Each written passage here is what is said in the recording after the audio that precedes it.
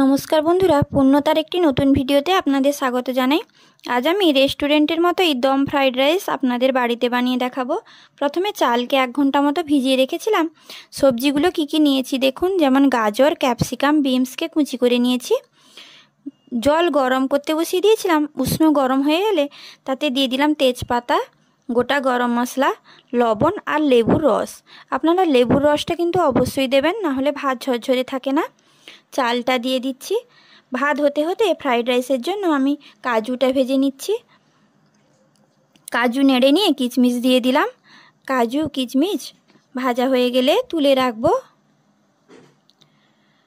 কড়াইতে তেল গরম করে গাজর দিয়ে দিলাম। গাজরে স্বাদ মতো লবণ দিয়ে দিচ্ছি। গাজরটা ভেজে তুলে রাখবো।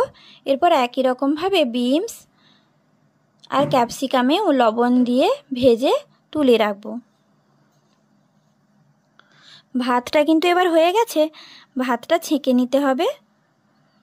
ভাতটা ছেঁকে নিচ্ছি, এতে কিন্তু যেন ফ্যান না থাকে সেটা অবশ্যই খেয়াল রাখতে হবে, না হলে ফ্রাইড রাইসটা কিন্তু পারফেক্ট হবে না। ফ্রাইড রাইসের জন্য আমি গোটা গরম মশলা নিয়েছি।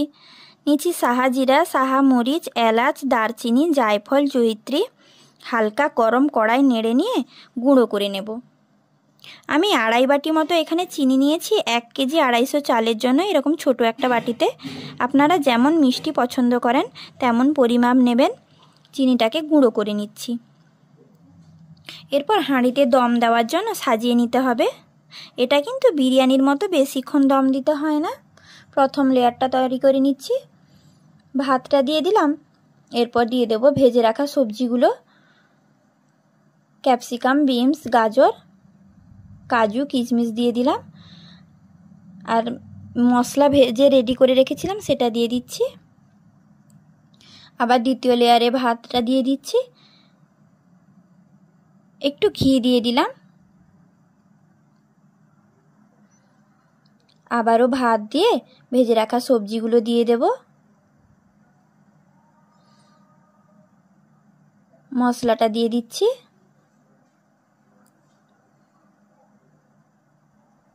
আবারও উপরেও একটু ঘি দিতে হবে।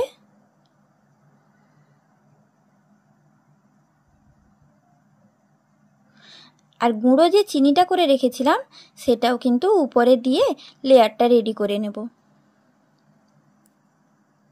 লো ফ্লেমে 15 মিনিট মতো বসিয়ে রাখলেই রেডি দম ফ্রাইড রাইস।